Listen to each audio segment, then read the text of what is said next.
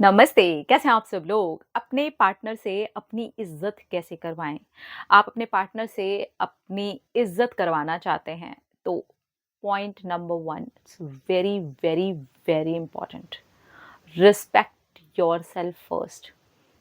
बहुत बार ऐसा होता है, हम खुद की तो इज़्ज़त करते नहीं हैं।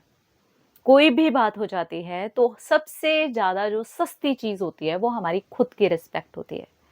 बहुत बार तो हमने सीखा भी नहीं होता कि खुद की इज़्ज़त कैसे की जाती है।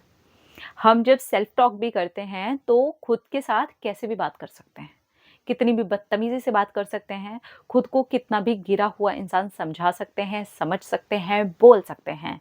अपनी जितनी चाहे उतनी बुराइयाँ हम कर सकते हैं। आप कभी अपनी सेल्फ टॉक को जाकर के देखिए, क्या आप अपने आप से कैसे बात करते हैं? अब ये देखिए कि आप अपने पार्टनर से कैसे बात करते हैं। पूरी इज़्ज़त देने की कोशिश करते हैं। तो आप जितनी भी इज़्ज़त अपने पार्टनर को देने की कोशिश कर रहे होते हैं, क्या उतनी ही इज़्ज़त आप अपनी भी करते हैं? जब भी कोई बात हो जाती है और सामने वाला पार्टनर आपकी इज़्ज़त नहीं करता, बिल्कुल भी आपकी इज़्ज़त नहीं करता, तो वहाँ पर आप अपनी इज़्ज़त के लिए बात भी नहीं करते और अगर करते हैं, तो थोड़ी-सी बात के ऊपर ही आप डर जाते हैं। फिर आप सेल्फ टॉक में अपने आप को ही गिल्टी पाते हैं। अपने आप को ही परेशान करते हैं, अपने आप को ही दुखी करते हैं और अपने आप को ही जितना चाहें उतना बेइज़्ज़त करते हैं और फिर से वही पैटर्न दोहराया जाता है। आप क्योंकि अपनी तो इज़्ज़त कर नहीं रहे होते हैं एंड देन फिर गिड़गिड़ा करके आप अपने पार्टनर के पास जाते हैं। तो ये जड़ कहाँ से शुरू हुई? आपके अंदर से। रिस्पेक्ट करिए पहले अपनी। अकेले में खुद से उस रिस्पेक्ट के लहज़े में बात करना शुरू करिए जैसे आप अपने पार्टनर से करते हैं। जितनी इज़्ज़त उनकी है आपके दिमाग में, आपके दिल में, आपकी बातों में, आपके शब्दों में, वही सेम इज़्ज़त आपकी आपके लिए भी होनी चाहिए, बल्कि मैं तो कहूँगी कि ज़्यादा होनी चाहिए। रिलेशनशिप में आप फर्स्ट पर्सन हैं और उनकी तरफ से वो फर्स्ट पर्सन है, तो यहाँ पर सेकंड पर्सन को कोई सवाल ही नहीं उठता।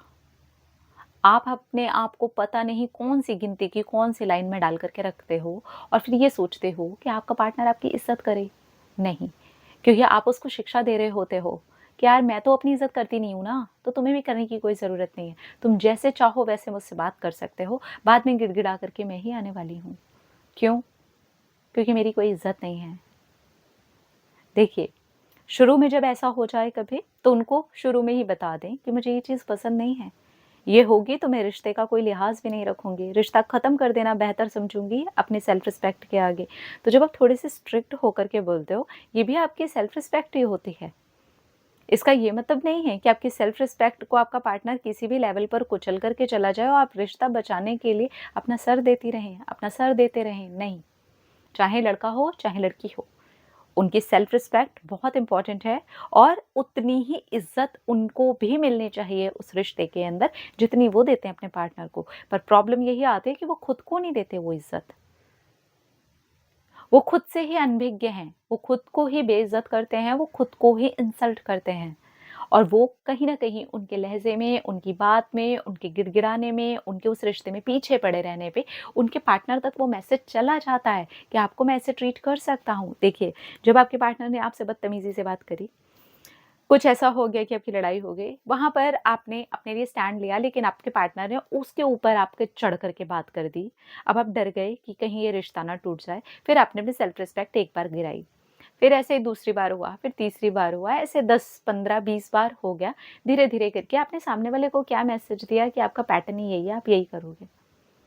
फिर वो इंसान वही चीज़ आपके साथ करना स्टार्ट करता है। तो अगर 10, 20, 50, 100, 500 बार भी हुआ है ना, तो भी अभी भी आप अपना सर उठा सकते हो। और सबसे पहली चीज़ ना खुद की रिस्पेक्ट करना शुरू करो। अकेले में भी खुद से रिस्पेक्ट से बात करना शुरू करो। Respect yourself first. Self respect से ऊपर कुछ नहीं है। हमारे साथ जो दूसरी चीज़ हमारे साथ कंधे से कंधा मिला के चलते हैं ना, वो हमारी सेल्फ रिस्पेक्ट होती है। उसके बाद आता है पार्टनर। तो जितनी इज़्ज़त आप अपने पार्टनर की करते हैं, उतनी ही इज़्ज़त अकेले में भी खुद की करिए। किसी भी तरीके से अपने आप को इतना बुरा मत बोलिए, इतना बेइज़्ज़त मत करिए। जहाँ पर आप चाहते हैं कि आपके पार्टनर आपकी इज़्ज़त करें, वहाँ पर आपको भी अपनी इज़्ज़त करनी होगी, अपनी इज़्ज़त के लिए स्टैंड लेना होगा। जैसे आपके पार्टनर की अगर कोई आपके ही सामने बुराई करके चला जाए, गालियाँ दे दे उसको सामने से, आप लड़ जाएँगे ना उससे? अपने लिए कब लड़ेंगे? अपने लिए तो आप अपने आप से भी अकेले में नहीं लड़ते। Respect yourself first. अगर आप अपनी इज्जत खुद से करेंगे तो ही आपके पार्टनर आपकी इज्जत कर पाएंगे। और अगर अपनी इज्जत के लिए कभी स्टैंड लेना पड़े तो ले लीजिए, क्योंकि रिश्ता बाद में है। आपकी इज्जत आपके साथ तब तक चलने वाली है जब तक आप इस दुनिया में हो। ये बात याद रखिएगा। सेल्फ रिस्पेक्ट को मार करके एक लाश को साथ में लेकर के चलने वाली बात होती है। इसलिए सेल्फ रिस्पेक्ट को मार करके जहाँ रिश्ता निभाने की बात आ जाए, वहाँ थोड़ा सा सतर्क हो जाएं और देखें कि रिश्ता आपको किससे चाहिए। अपना रखिए ख्याल, अपने आप से कीजिए ढेर सारा प्यार, ताकि आप अट्रैक्ट करें ढेर सारा प्यार। Love you all. टाटा।